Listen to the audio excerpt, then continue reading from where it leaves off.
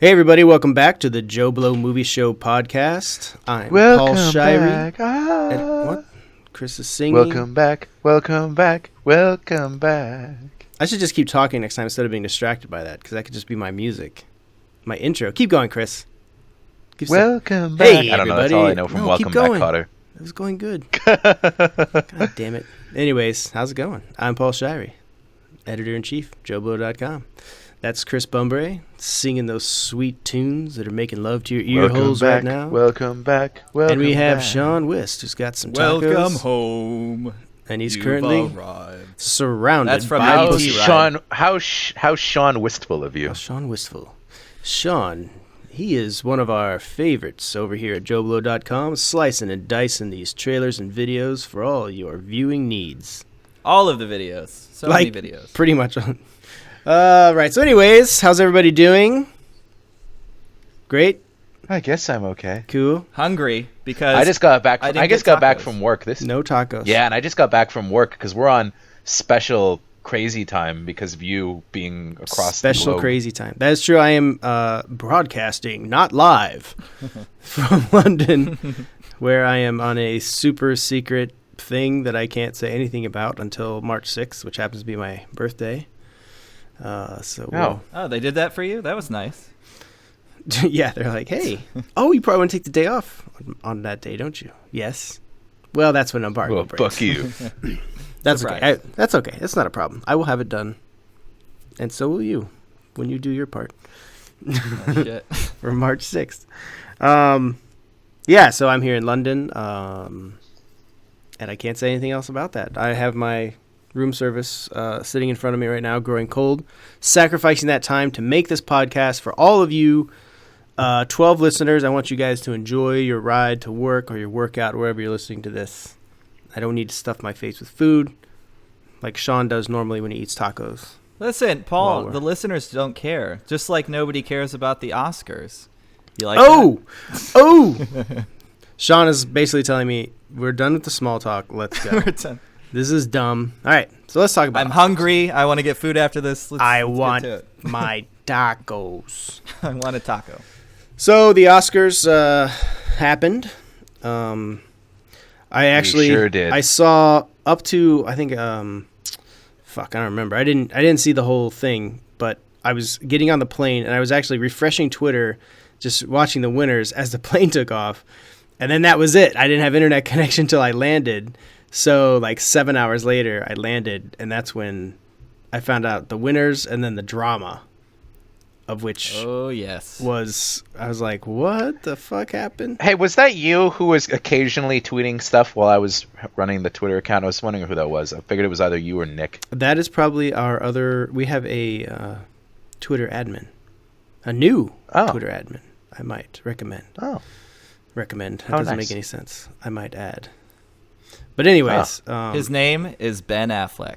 It is in fact. I knew it. That's why he dropped out from directing Batman. He's too busy being our Twitter admin.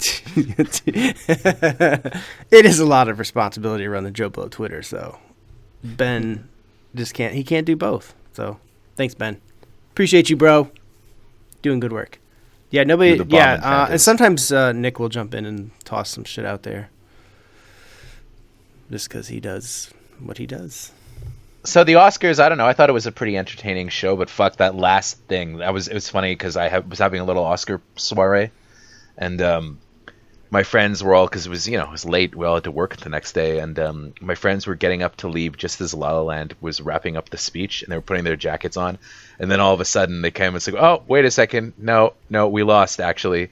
La La Land won." You mean Moonlight won? Poor Warren Beatty. Holy shit. Yeah, Moonlight won. Poor Warren Beatty. Look at you, just fucked it up. Now you're just as bad as Warren Beatty. It's not Warren Beatty's fault. It was the guy. I know, but you just said it, and then they messed up and they said La La Land won. The auditor was taking selfies backstage. He was looking at Emma Stone, and he fucked up. That is probably true. That is what happened. That's exactly what happened? THR. That's exactly what happened. Oh, so he was taking selfies with Emma Stone, and he gave out the wrong envelope? Yeah. Well, he was taking... I don't even think he was taking selfies of Emma Stone. I think he was just taking pictures of Emma Stone. So, whatever. Well, I can understand that. It's kind of a miracle, though, that it's never really happened before. I mean, there was the time with Sammy Davis Jr., but it was Best Original Score and Best Original Song, so who cares? And then there was this time in the 30s where Will Rogers said, "Hey, come and get it, Frank," for the Best Director award, and Frank Capra ran up, but it was actually this guy Frank Lloyd who won. Wow. That's a little piece of trivia for you guys. But besides that, it's pretty amazing that they've never really fucked up that badly before. And you know what? I mean, I don't know. I don't think people are saying it distracted from the wins, but I mean, it didn't. I don't think it distracted. I think that it did rob both movies of their genuine moment in the sun. It was basically a Taylor Swift Kanye moment. Yeah, but it's one that people will never forget, though. People will never forget that moment where Moonlight got the award. I mean, they both handled it. I found that both crews handled it really well. The La La La guys were very gracious, and the Moonlight people were very nice too. They were all kind of, hey, and it was all kind of a communal thing. I don't know. I thought it was almost kind of heartwarming, to be honest. Well, we talked last week, and I expressed that I know you said you were fine if Moonlight won, and really I'm fine if it won. It's just I don't think it was the best movie out of those selections. I think it's 2/3 of a great movie and 1/3 of a romantic drama that came out of nowhere. So I just I didn't. Yeah, but it's connect politically with me on that level. It's politically incorrect though to like La La Land better though. I guess because La La Land more. It has white people dancing because of the dancing. But anyways, because as the LA Weekly says, it's propaganda. LA Weekly is full of shit. So that's just so fucking stupid. I actually thought it was an Onion article. We were talking about this beforehand, and there is. Listen, here's what my takeaway from the Oscars this year is I thought it was a very diverse amount of winners of all different people, all different types of movies, and I thought that was a little refreshing. Nothing sucks worse unless a movie really, really, really, really deserves it. And honestly, out of all the Best Picture nominees, which are all good movies, I don't think any one of them was like, oh my God, there's no way anything could beat this movie. They all kind of had a fair shake, and I think I thought. Sorry, go ahead. Sorry. I thought the acting awards were very fair, though. I mean, I thought Mahershala Ali clearly deserved it for Best Supporting Actor. I thought Viola Davis also was a clear deserving winner for Supporting Actress. I was surprised that Emma Stone took it for Best Actor. I thought she was very good in La La Land. I thought so too. I figured she was going to take it. I personally would have voted for Isabelle Huppert. Okay, hold the podcast. Chris is sick. Quick, who do we need to call? Who's your emergency contact? Is it Paul? Because he's out of the country. I can't Tom Cruise. Tom Cruise is running to you now. He is running. Wait a second. Oh, hey, Tom. Oh, he's here. He's already there. Chris, are you all right, man? Come here. Lay down. He's doing stunts. He's doing stunts in my apartment. Chris, what's going on? But anyways, I thought Emma Stone was No, really... I don't want to use the E-meter again. Why do I have to take my pants off? Why are you wearing pants? It's a podcast. Get comfortable. Yeah, really. But for best actor though, I mean, I was very, as incorrect as it is to say this, I actually was rooting for Casey Affleck. Wait. Why is it incorrect to say that? Competition. Well, it's incorrect to say it because there were allegations made against him, and when you do that, when you say that Casey Affleck was good in Manchester by the Sea, you're promoting misogyny.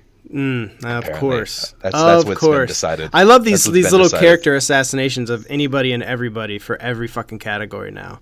Like, you have to have some kind of squeaky clean, perfect fucking record for anything and everything in your life in order to be nominated for something. Nobody ever made a mistake. Nobody ever got in trouble. Nobody ever did anything wrong, I'm sure. There's also this false narrative now, too, where they're saying that Denzel Washington was him looking upset that he didn't win is somehow tantamount to him feeling that the Academy was racist for not rewarding him, which is bullshit. I mean, if you look at I don't know what was going through Denzel Washington's head, but it looked to me like he was just disappointed that he didn't win. Well, why not? Fair enough. Why not? Listen, he does this for a living, and he's very fucking good at it. So of course he had. Honestly, I think anybody has any right to be upset because for anybody, if anybody that Oscars matter to, it's the people in that room, because that kind of it can help their career in many ways. It matters to their career. It doesn't matter to us because. What the fuck does it? Why would it matter to us? Why would the Oscars matter to any of us? It's just a show. Denzel doesn't need another one to throw in the Dude, closet. he's a great fucking actor. Just, he's going to continue to be a great actor. He's going to he'll be at many more award shows with many more nominations without question. Oh, no doubt, and he'll go down also as one of the great stars of all time. I think he'll be somebody that will be remembered. And on remembered occasion, the for Oscars generations. will just award a winner to it's their turn. They tend to do that from time to time. It's true, so, and you know what? I'm sorry. Please continue. He doesn't need that, though. He's already won twice, and he'll win again. Exactly. Merits. So why not give it to Casey? I mean, I haven't seen Fences, but Casey was my pick for favorite anyway. But even that aside, it's like Denzel will be back. He's already got one. Why not? That's probably goes into it too. Well, I don't know if you guys read those brutally Newspapers? honest, Nope. the brutally honest Oscar ballots. Well, we talked about that last week. But those those to me is essentially everything that's wrong with the Academy Awards. Look at how those guys and girls are deciding what they're going to choose. I mean, it's fucking ludicrous, There is no rhyme or reason or science to it. It's a personal preference, and it's bias, and it's everything. It's basically like taking a quiz on Facebook. That's how these people choose who is the winner. And that's just kind of how it rattles out. But in the end, then the show comes out and the awards are given, and then they fucking place, Academy Award winner for, Best Picture on the fucking Blu-ray case, and people are like, oh my God, that's an Academy Award winner. But when you look back on how those decisions were made and actually came to fruition, it's kind of baseless. But it matters to people that are in that room because, again, that helps their career. Winning an award like that helps their career tremendously. I thought it was a pretty good show, though. I thought Kimmel was fine. I liked him making fun of Damon. I thought that was pretty good. Their give and take. I didn't see any of it. This was actually the first time in years I didn't watch the Oscars, and I didn't plan it that way. I just your mom didn't let you. Yeah, I couldn't stay up that late. No, Mom was I went out with grounded. friends, and I was just out and about, doing my own thing. And At the McDonald's Playland. Kind of went to sleep. No, there's poo in those balls. That sounds really. But you're wrong. the one that pooed in them. Well, that's beside the point. Anyway, Sean, did you poop your pants in the ball pit again? I didn't watch it. I woke up the next day. I looked at the windows. I used to have to clean that ball pit out when I worked at McDonald's when I was a kid. No. Yeah, that was you. Oh. Guys like you, Sean. Guys, did you ever see shit on the balls?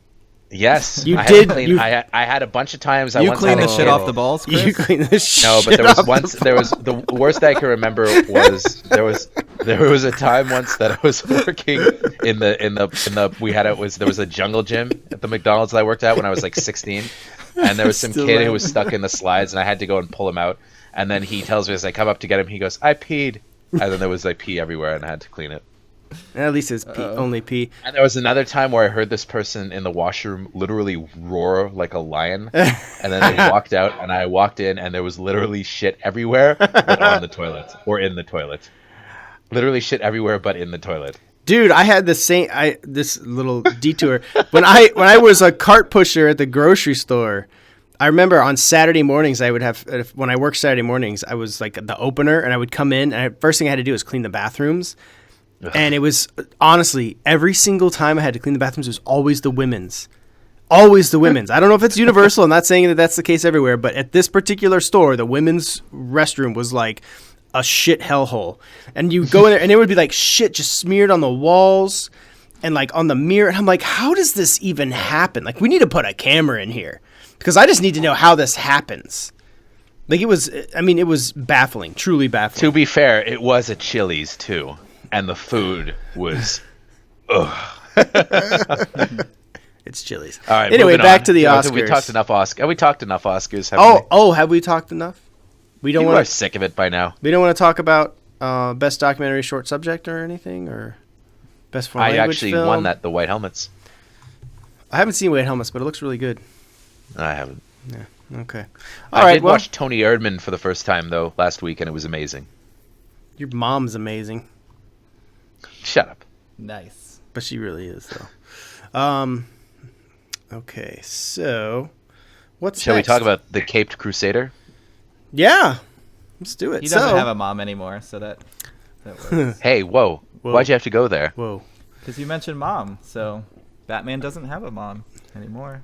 It's that nice woman from The Walking Dead. She's dead. And the nice man from The Walking Dead. Oh yeah, hey, it never even occurred to me. You dummy. Oh, she's still alive? Yeah. Oh, my mistake. That's Yeah, weird she to is alive. think that someone was dead but they're really living. Good thing No, they didn't put both together of those- a memoriam or anything. Both of those are alive in Walking Dead still. Although I am behind 2 episodes, so maybe I'm wrong. But So, anyways, like you Matt said, Reeves Matt Reeves was is doing Batman. on, or was rumored to be on the Batman. And then it was reported that he's off.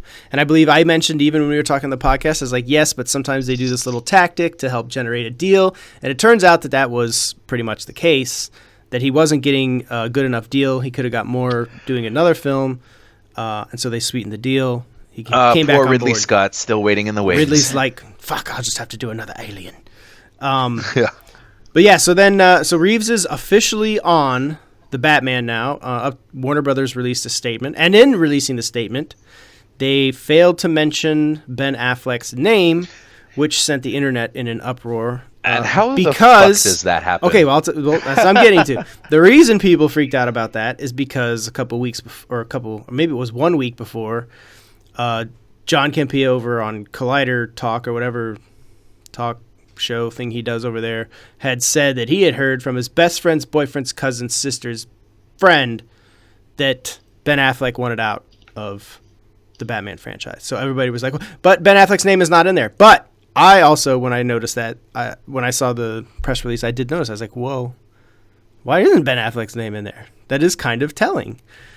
So I reached out to Warner Brothers and just asked in official capacity, like, hey, is Ben Affleck still attached? What's going on? And they said nothing has changed in terms of Ben's involvement. This is just more about we're focusing on Reeves' official role in the movie.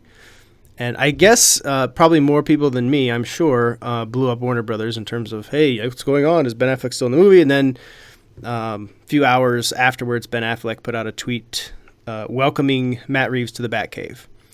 So signifying his involvement still and welcoming Matt Reeves into the Bat family. Now we could go rows and rows and circles on that it's a PR move and this and that, and yeah, maybe so, maybe not. Like I said, I doubt he would ever leave Batman before Justice League came out. But and I think we all of us feel that same way, in that it would kind of kill Justice League for Affleck to bounce out now. I'm curious as to when photography is going to start on the Batman. If it starts this summer, then it's Affleck, then fine, but we'll see. Yeah. If they push it to 2018, though, I'm telling you, he's out. I don't think so. Well, of course they're going to... You're talking about commencing filming in 2018? Yeah. Oh, no, I think they would start this year. But that could certainly be the case if they pushed it to 2018 to shoot. But, and then there's a lot of speculation in terms of what is Affleck's deal. I don't know what Affleck's deal is in terms of contractually to play Batman. But here's the other thing. Well, he's a Twitter admin for JoBlo.com. That is true. He's moved on. He's moved up in his career. So as long as it doesn't we have him. Well, we have him signed on a 10-year contract for that, so he can't leave. Oh, that was smart. Okay. Yeah, we right off the bat 10 years. He's much in demand. But the thing is, people are getting really, up in arms about it, and I can understand it to a point. I think we haven't really gotten a fair shake of the Affleck Batman because basically he's been a supporting character in these films. Like Batman vs Superman, he's not the whole show. He's sharing the screen with Superman. Justice League, he's sharing it with a bunch of other people. Suicide Squad was just a cameo. So we still haven't gotten a, full on Batman movie with him. So it's like you haven't really gotten a fair shake. And I think it would be really unfortunate if he did decide to duck out, which I don't think he will, but just, to play on the Bumbray side, I think it would be really, really unfortunate for him to do that The Bumbray side. Because he has a unique opportunity that he could actually, really get in there and dig in. And, look at like Daniel Craig doing the Bond films or any of the Bond, like Pierce Brosnan doing the Bond films. You can work that franchise for a good while. But on the other side of the coin, the person that did the most Batman films, starred as Batman, only did 3 Batman films. So at this point, he's, played Batman for 3 films already.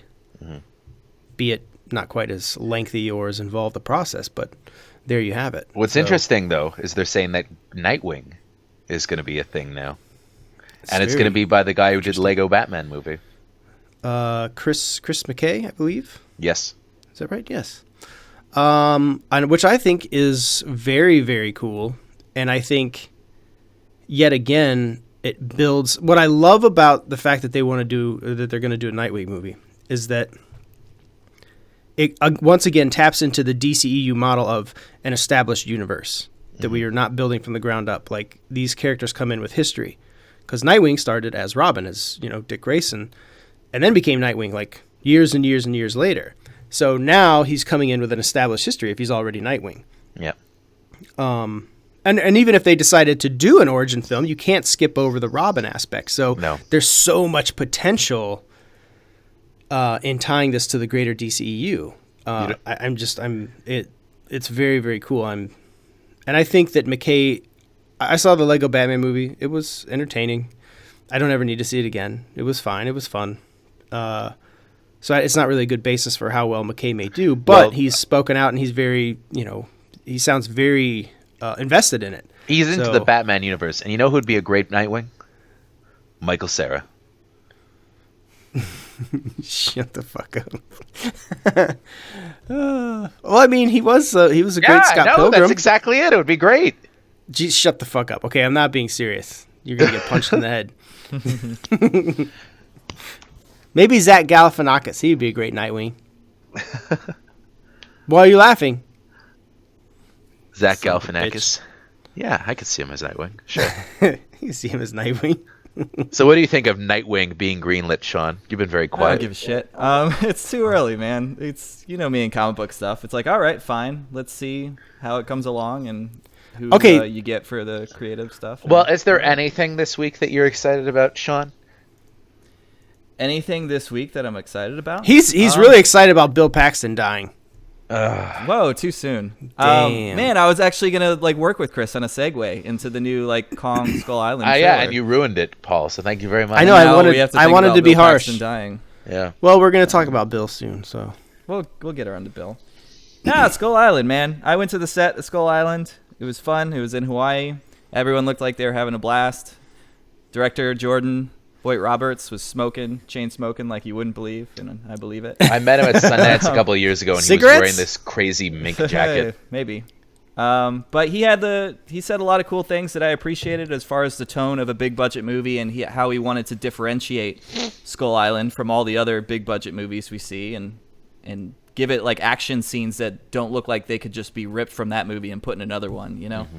And I think it looks pretty cool. It looks fun. Well, I'm seeing it tomorrow night. Or yesterday when this podcast comes on. Ooh, time travel. 2 nights ago. Some Doctor Who shit right there. So I've seen it 2 nights ago. I've seen it by the time this drops. I've seen it.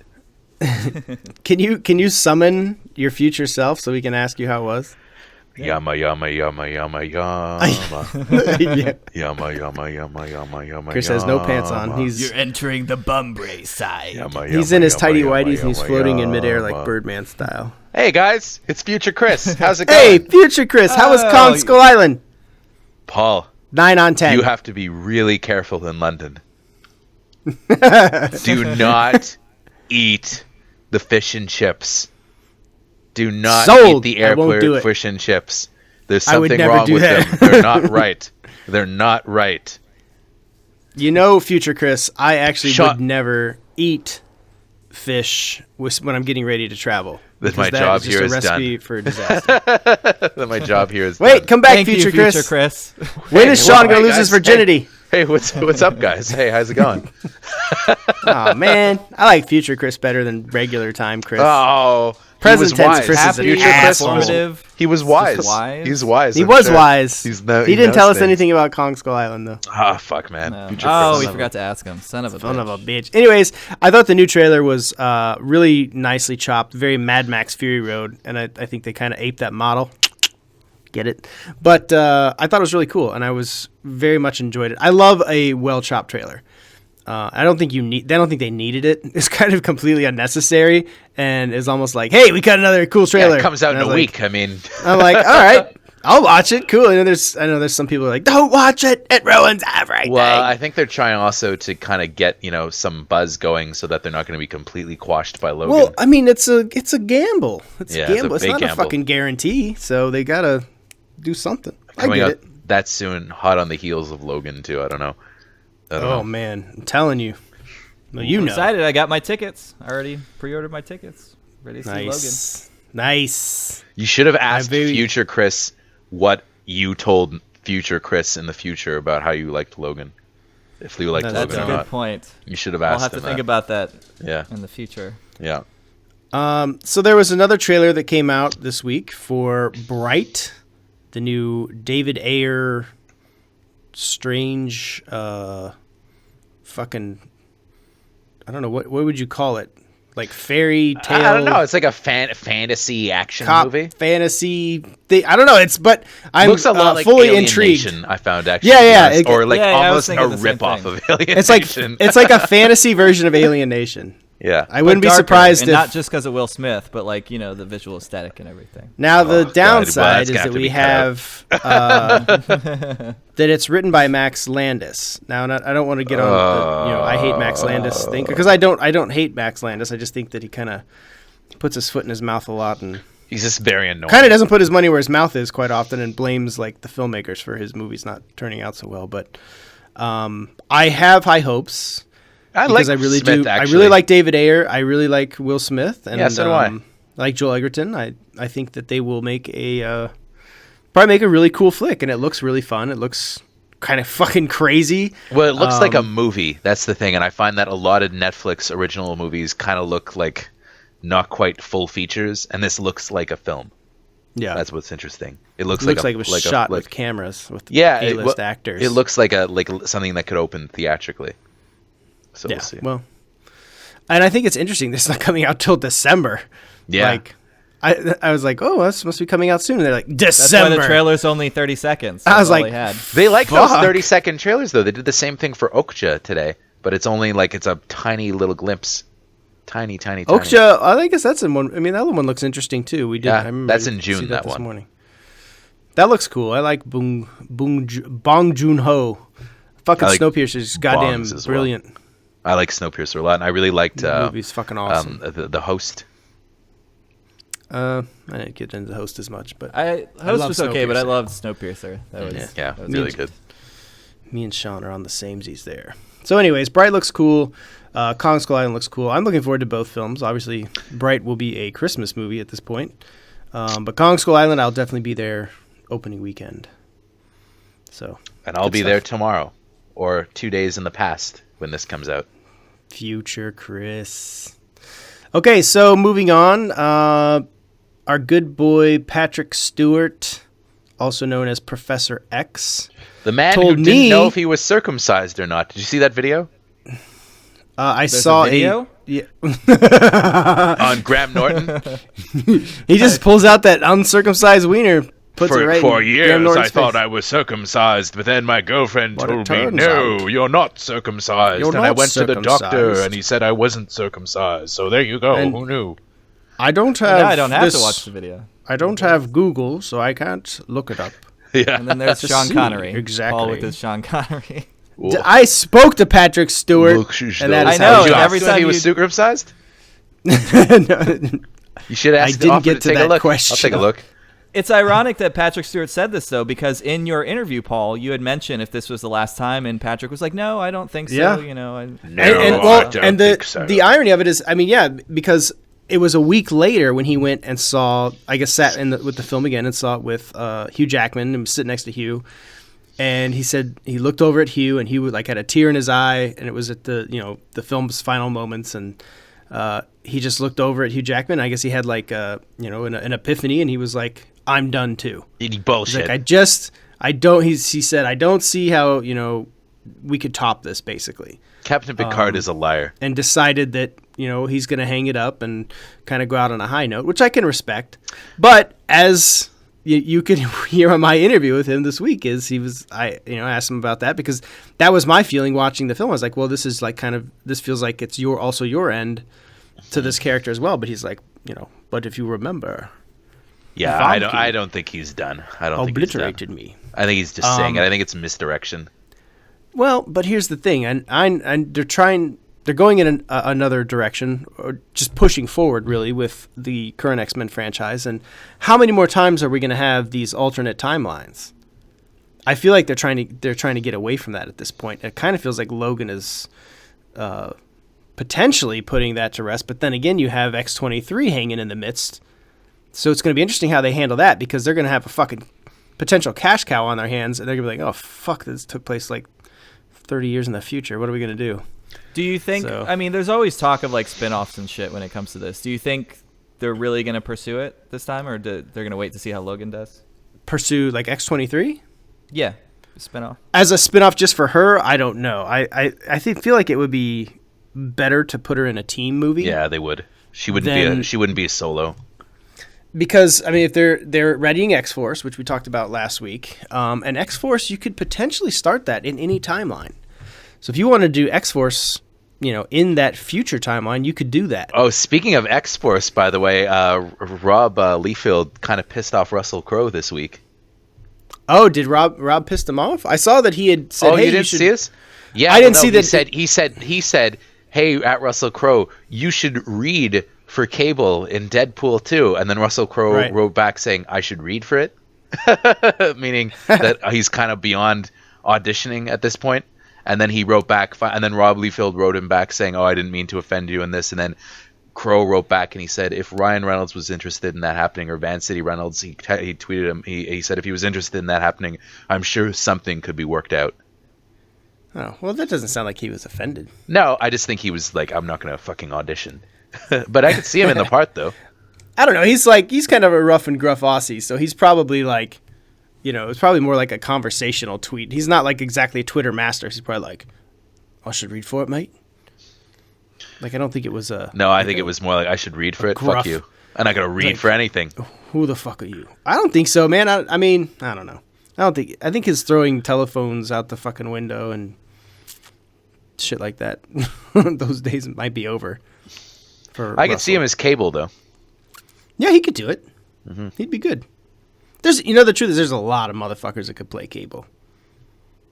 I mean, we could just fucking rattle off tons of fucking Johnson. Names. Everybody, but then again, yeah, I think Don Johnson could do it. Wow! For once.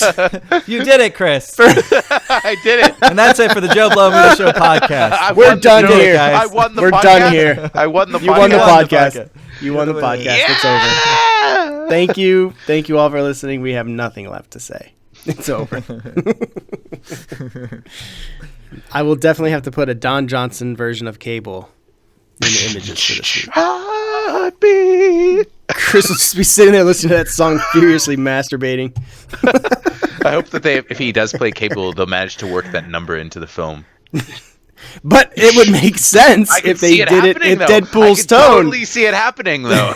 Like a whole action sequence with that music playing would be kind of fucking brilliant. Totally see it happening. It would be amazing. And if Ryan Reynolds is listening, I know he is because you guys are buddies. I'm sure he Make is. It happen. Ryan and Rob and Russell and Don Johnson listens every week. I know for sure. Oh yeah. I mean, everyone we mentioned, really. I'm keeping him relevant. If we say a celebrity's name, they're always listening. So I'm keeping Don Johnson relevant to the 21st century, single-handedly. Oh fuck. Speaking though of great icons, Bill Paxton. Sad, tragic loss. I thought it was bullshit when I read it, to be honest. I thought that TMZ had fucked up, and I was hoping that it was bullshit because I was very sad. Here, Made me really sad.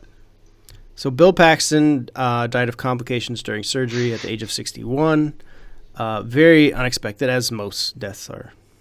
Don't ever seem to happen when you want them to, or their general progress. It just fucking slap in the face, somebody died. And for Bill Paxton, who has kind of been a staple in like my film childhood. Yeah, like, me too. The guy is, I mean, quote him endlessly to this day. And he's just had so many, like, iconic roles that aren't even big roles, yet he has turned them into something so much more. Yeah, like Chet from Weird Science. Oh, even his little one scene in the Hudson Terminator, you know, at the beginning. Oh, yeah, his scene in the Terminator. I mean, he just had this nice natural, walk, like, crazy charisma, and he had this kind of like sad. He had this sad persona that he could put on as well, that just made you like feel for him. He was just a great actor that I don't think he really got the full recognition that he kind of deserved. But at the same time, he was prolific as fuck. Yeah, and not just in a bunch of bullshit either. I mean, he was working on really, really good projects throughout his career, and it was one of the few people that managed to maintain a very solid working career. I mean, and directed a fucking great movie. Directed Frailty, which is highly revered. He won an Emmy. Was it an Emmy, right, for Hatfields and McCoys? Oh yeah, it's true. He directed that. He acted it. No, it was for acting. He directed, but he acted it. He also was on Agents of S.H.I.E.L.D. most recently, and he's in the new Training Day show. So I mean, this is a guy that's he's been around. You know what else he's really good into is Two Guns. If you ever seen Two Guns, which is actually a pretty fun movie. I remember him in Two Guns. I liked him a lot. If we're going through favorite roles, one that I have to definitely mention is Twister the Ride. Twister the Ride. Oh, yes. See that video? I don't think I have. Oh boy, if a performance has ever said contractually obligated, this is it. He's got his hands on his hips and he's just like, fuck, I don't want to be here. Him and Helen Hunt would not appear like in the same set, so they filmed them separately for the ride. But I heard though that they that's right. They had like some kind of thing, I heard they patched things up though, and that Paxton always wanted to direct a Twister 2 with her. And she tweeted something nice about him too on Twitter. Well, there you go. But no, legitimately though, I think my favorite role, I would say Hudson, but to be a little more original, Near Dark. Yeah, Near Dark is another good one. Fantastic in Near Dark. That whole scene where he's in the bar and he's wearing his Spurs and he puts on that John Parr song, Naughty Naughty, and he slits the guy's throat with the spur. Man, that's a great scene. That whole sequence is nuts. And did you see Lance Henriksen on Twitter? On Facebook, posted a photo of him and Bill Paxton together behind the scenes off of that movie. Oh no, I didn't. Looking cool as fuck with their long hair and soaked in blood. Is awesome. Nice. Yeah, that's another good one for best movie you never saw. I feel like so many people have seen that one by now, though. I don't think so. Maybe I'll do it today. Then. I do love that movie. That's true. But Bill, he also had a long run on HBO's Big Love, which was really a good. I think that was probably one of the biggest showcases for his acting. Yeah. Where he was like in the lead and kind of the rock for the show. But also, I think one of the bigger, more like comedic great roles was in True Lies. Oh yeah, that's one that's impossible to forget. He's just so pathetically awesome in that movie. He's just great. I mean, when you get a role like that, it's kind of like, oh, so I'm just going to be this fucking buffoon asshole. But he just makes it work so well. Like you could throw. I'm sure other actors could have done fine, but like Bill Paxton just played that sleazy, fucking conniving guy, but also still had that vulnerability when he gets found out. There was like pathos to him almost, where he's so pathetic at the end. It's like you kind of feel bad for him. Yeah, even like Arnold Schwarzenegger and Tom Arnold that movie. Like, just get the fuck out of here. Yeah, just get the fuck out of here. You're not even worth our time. Like this is kind of ridiculous. James Cameron really knew how to utilize him. In all his little bit parts in his movies. It's really good. What's your favorite? Why wasn't Bill Paxton in The Abyss? Why did that not happen? I kept thinking he was in The Abyss, but then I'm like, no, it was Michael Biehn. No, it was Michael Biehn. Who's choking the bird? Do you have King Kong in your house? Is that like a chimpanzee? Those are three cats who want to eat dinner. They want to eat you. No, you better feed us. We're going to eat you. So what's your favorite, Sean?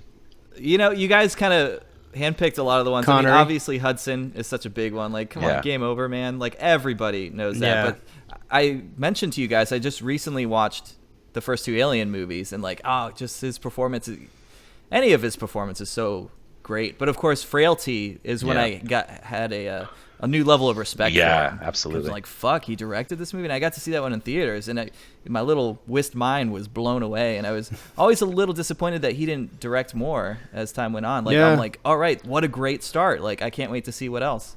I didn't do too much else after that. Yeah, it is surprising that he didn't He did The Greatest Game Ever Played. I think that was his only other really big movie that he did after only that. feature Yeah. after that. But he was awesome. I don't know if I have a favorite performance, but True Lies is such a great one. He was never so bad though. funny. That was the thing. He was good in everything, no matter how thankless the role was. It was he was always good.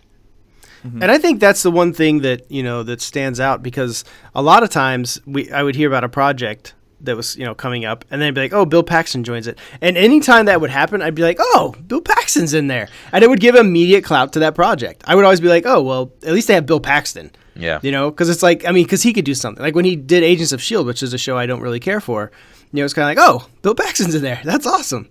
So there was never a time where it's like, if Bill Paxton was involved, that would never be a negative thing. It's always a bonus to have Bill Paxton in your movie. Always. And sadly, we won't have that anymore. I really feel like we've, I feel like Hollywood is a better place because he was in it. Yeah, and we lost a great talent. We really did. Yeah, we really did. And I think for me, I think for a lot of us, it's kind of like it feels like a very recent loss, a very close loss. This isn't like an aging actor that was kind of like, well, he was kind of out of the game. Nobody expected it though. I mean, he was still pretty active, I mean, I don't know. Yeah, definitely it's really just a tragic loss. But, I try to, whenever these things happen, you lose somebody really special. I think it's best to look at their legacy, and Jesus, Bill Paxton left a tremendous even legacy in of horrible work. movies. I was just thinking of him in Navy SEALs, where he's the sniper named God.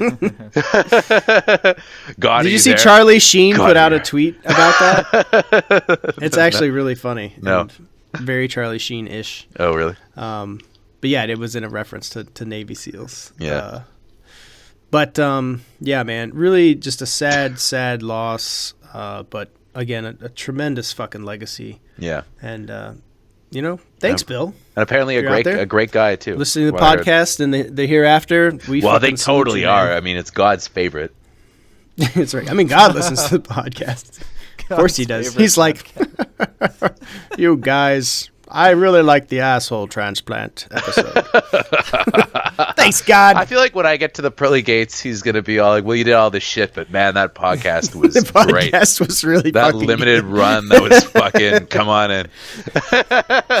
All 22 episodes, man. You guys were fucking great. But then Paul ate that fish at the fucking airport, didn't listen to Future Chris. Sean with his tacos. Oh, man. Sean died from a but then he had taco too many, explosion in his and asshole. that's what killed him. I mean, it was poetic justice. Sean died of tacos. He died of tacos. After talking about Bill Paxton, I was so depressed, I just binged on tacos. Yeah. He ate tacos. That will be the official cause of death on Sean's fucking taco. On his death certificate. Taco. Died of taco. Died of taco. Cause of death, taco. It only takes one, Paul. I know, that's what I'm saying. Just taco. That's all they're going to put, because they'll be like, I don't even know how to write this. They'll be like, just put taco. And your body's just laying there on a slab. Gut full of tacos. Taco in your face. He died of taco. It's the way I want to go. Nah, could be worse ways. He went the way he lived. Taco.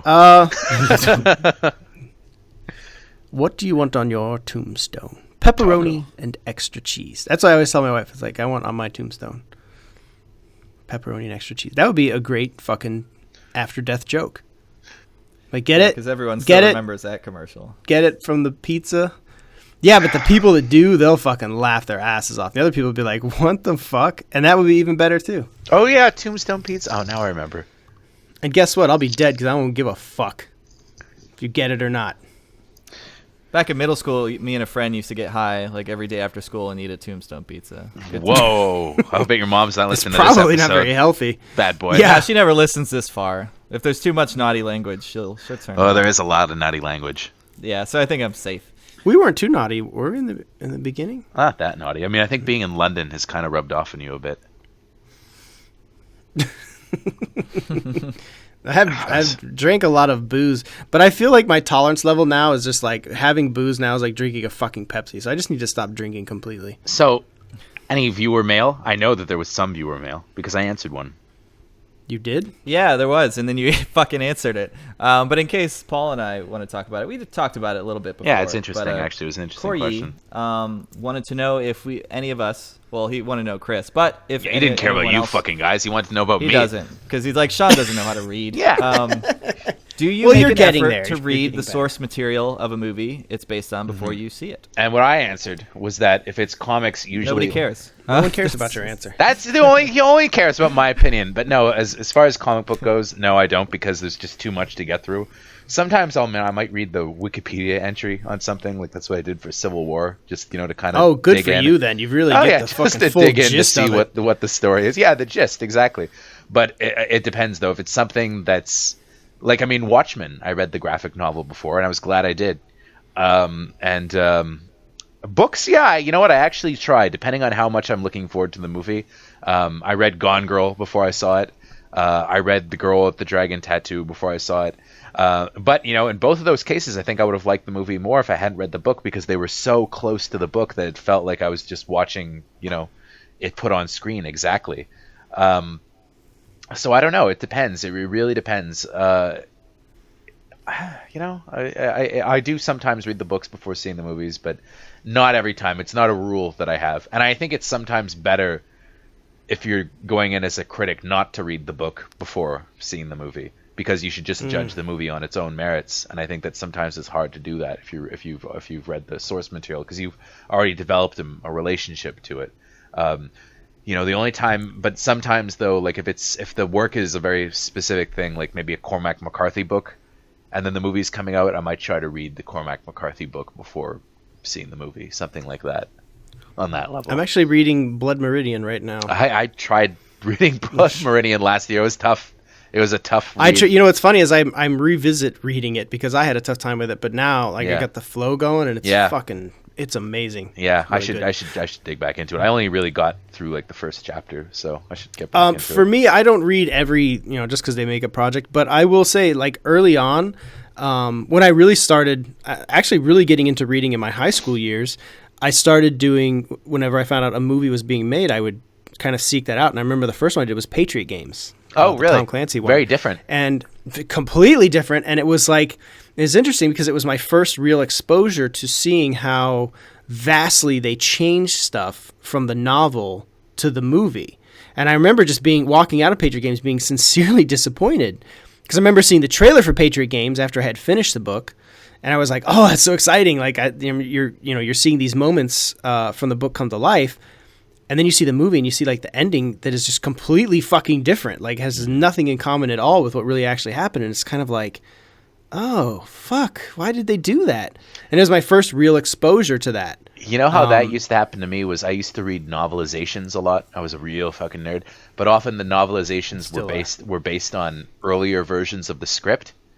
And sometimes they wouldn't reflect at all what the movie was like. And sometimes the novelization would be great. And one that I specifically remember is reading the novelization for The Phantom, the Billy Zane movie, And I remember loving the novelization, thinking, wow, this is going to be a great movie. I can't wait to see it. And then seeing it and thinking it was a total piece of shit, because it didn't have any of the flavor that the novel had. And I guess they had totally rewritten it and dumbed it down, and it was crap. So I had fun with that movie. I probably would have if I hadn't read the novelization. I probably would have. And I think that can happen. It can ruin. Like I read, obviously I read Civil War before the movie, which is just another vastly different interpretation of the source material. Mm-hmm. It's really just Civil War in name in terms of the movie, and then just the basic concept. But in terms of the story itself in the comics, it's completely off the fucking grid. But it's not necessarily a bad thing because the movie kind of does its own thing. They kind of they make it work, but there was no way just by copyright alone and by, that you could make that happen. So there's just no fucking way. You have mutants, you have, Thor, and you have Wolverine, and you have the Fantastic Four, and all these, characters that are all intermingled throughout, and it's just impossible. And it's so much bigger. You know what anybody that complains about the movie having too many characters, just imagine if they had actually adapted the comic book. Jesus. I've read The Lost City of Z, and that's being turned into a movie, but I think that the movie is going to be significantly different because the book is more the story of the guy recreating that, the journalist who wrote the book recreating Fawcett's journey, and the movie isn't that. It's just Fawcett's journey, and it's going to be significantly different, I think. But it's an interesting take. How about you, Sean? You don't read, do you? Actually, there is a new Diary of a Wimpy Kid movie coming out. Yeah, a new Diary of the Wimpy Kid. See, why do I have to read that series? I could just watch the movie. Yeah. No, I'll never read a book because You'll never read a book. There's all these You'll words. never read a book. There's all these words, Too and bad. it takes time. There's just too many words. And you can't post any pictures. If I have a great interest in it, I'll read it. Like, for whatever reason, everyone was talking up The Martian before it came out, and I remember actually Paul was reading it. Yeah, I didn't read like, it before seeing the movie. I'll pick it up. And of course, as you had mentioned earlier, it was kind of too close to the movie. I had to give it to the book. Well, there's a couple scenarios where I think the book overshadowed the movie. But it was a pretty deadly accurate, pretty on point. Yeah.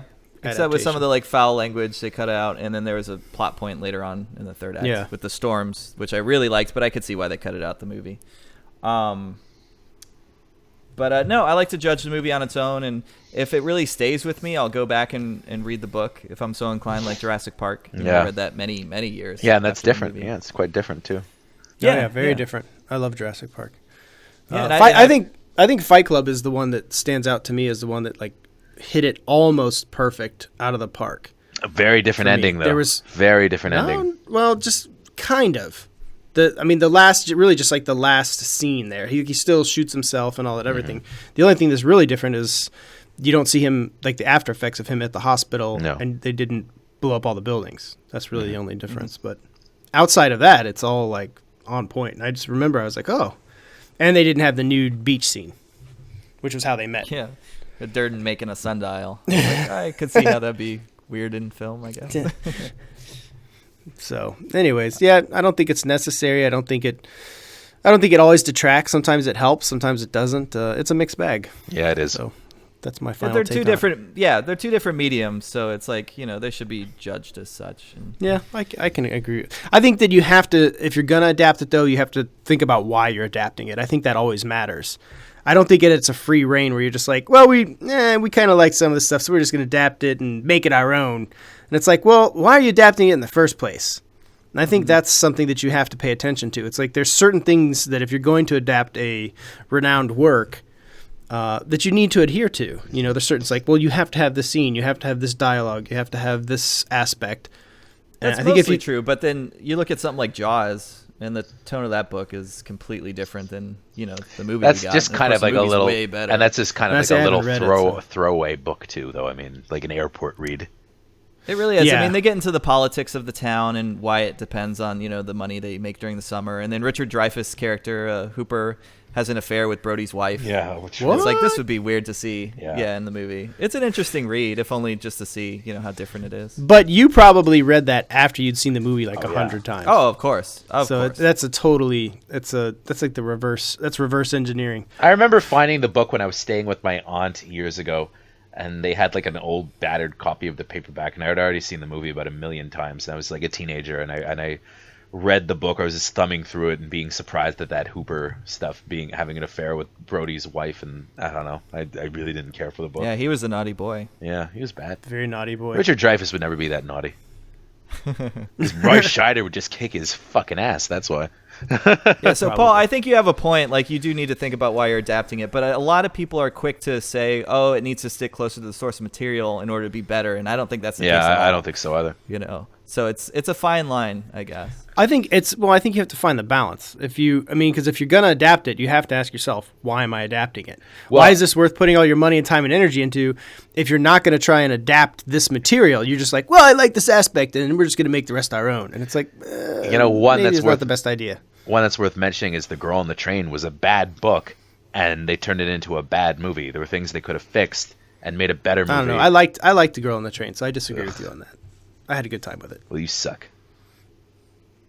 My wife read the book too, and she liked it, and she watched the movie, and she liked the movie. I don't think it's a masterpiece or anything, but I thought it was fun. It was a fun read. Well, I disagree, and I hate you now. Well, you go fuck yourself. I saw the trailer a bunch of times. I'm good. It's pretty. You know what? I think. Oh my god, I can't think of her name now. The blonde girl. Fuck. Oh, Haley Bennett. Haley Bennett. God damn. I'm sorry, it's late. I thought she was really good, and I think that she shows I think she's actually a tremendous actress. I think she's got real. I liked her a potential. lot in The Magnificent Seven. Fun. I thought she was she's good in that, but I thought she was better in Girl on the Train. She was better than the movie itself, if that makes any sense. I think that she has some genuine talent. So I hope that she finds the right roles to exploit that, because I think she's, I think she's very talented and also hot. Any more questions, Sean? That's it, Chris. That's it, Chris. We're done. But if anyone end. else has any questions or comments, if you're listening, feel free to ask us. Wow, to let us your know. cat doesn't seem happy, we'll read by the them way, maybe in the background. If Chris doesn't answer it immediately. Your cats do not sound happy, by the way, Sean. It sounds like cats talking cats in the are dying, background. They're like, meow, meow, meow, meow, meow. As soon as Sean starts talking, they're like, oh, he's trying to talk right now. It's like Animals on HBO. Because anytime I'm not talking, they're making noise. I'm like, all right, I can edit this out. And then as soon as I start talking, they go crazy. It's fucking bullshit. So yeah, comments, questions. Send them. Fire away. Also, definitely we appreciate any reviews that you may want to give us over on Apple, and just comments in general. Things you like, don't like. You want us to get rid of Sean, Chris, me? Can't get rid of me. Sorry. You could give me the fish and chips. But aside from that, also we would like for you to subscribe to our videos channel on YouTube, where this is being hosted, as well as other locations. We would really appreciate a subscribe. Daily videos going up there, so there's plenty for you to get your movie fix in each day with our continuing series and whatnot. So lots of stuff there. Outside of that, you can check us out on JoBlo.com for all your news, reviews, interviews, exclusives, and more. And then all of our YouTube channels, get all your movie trailers and featurettes and clips and all your good video goods. It's all there for you. We do it for you because we love you. And that's the truth. Do it Sean, for Bill Paxton. What? I said do it for Bill Paxton. Do it for Bill Paxton. We love Bill Paxton. We R.I.P. do. Bill. And I love you, Paul. I don't have anything to say about that. So that's it. Game over, man. Game over. The fuck are we going to do now? Bye, guys. Thank you for your Why don't efforts. you put her in charge?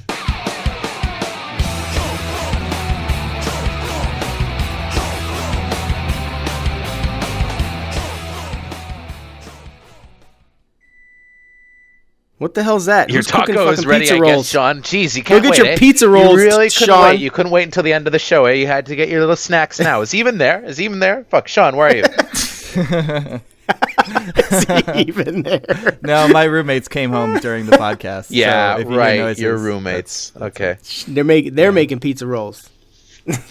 Hey, bring me one of those pizza rolls. Are you guys making pizza rolls? Pizza bagels? Come on, Mom. Where's the pizza roll? Meatloaf! Mom, the meatloaf!